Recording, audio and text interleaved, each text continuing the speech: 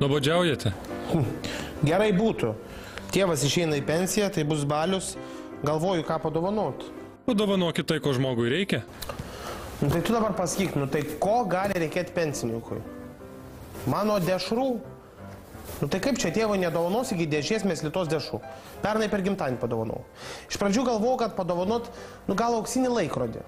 Bet paskui pagalvojau, nu kam pensininkui reikalingas laikrodis? Tai kad žinot, kada vaistus gert. Nu taip, kada žinotum, kada vaistus gert, tai laikrodžiai reikia. Bet tai pensininkui visada laikas yra gert vaistus. Ir iš vis, jis nieko daugiau nedaro. Tik tai geria vaistus ir žiūri, kurioje parduotuviai mes į tos dešros pigesnės. Bet laikrodis graži dovana? Nu tai kas, kad graži? Taigi nepraktiška visiškai. Pensininkas visą laiką žino, kiek dabar yra valandų. Pasigirnamie visą laiką yra jungtas televizorius. Tai jisai pasižiūri, kokia laida eina per televizorių, mintinai yra išmokęs programą, prisimena, kur laida programoje kelintą valandą ir taip maždaug žino, kiek yra dabar valandų. Apie ką dar galvojate? Apie lietus ratlankius.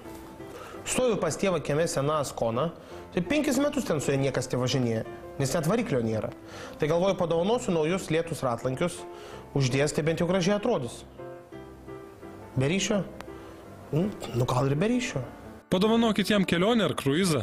Keliaujantis pensininkas? Nu, nenatūralu kažkaip. Gal biliardo stalą padovanot?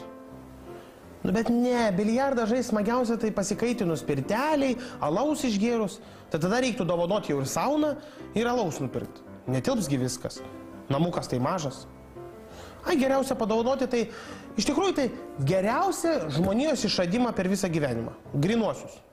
Kaip sakoma, reikia dovanoti tai, ko labiausiai trūksta, o pensininkui visada trūksta pinigų. Padovanosiu, tai galėsiu susimokėti už šildymą. Klausyk, o tu nežinai, greit pristato greitasis paštas vokelį. Nežinai? O pas nevažiuosite pasveikinti? Oi, ne, tikrai nevažiuosiu. Pensininkai labai gerai perka mano dešras, bet aš tai labai jų nemėgstu.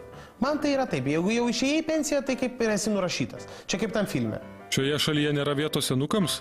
Nuvarytus arklius nušauna.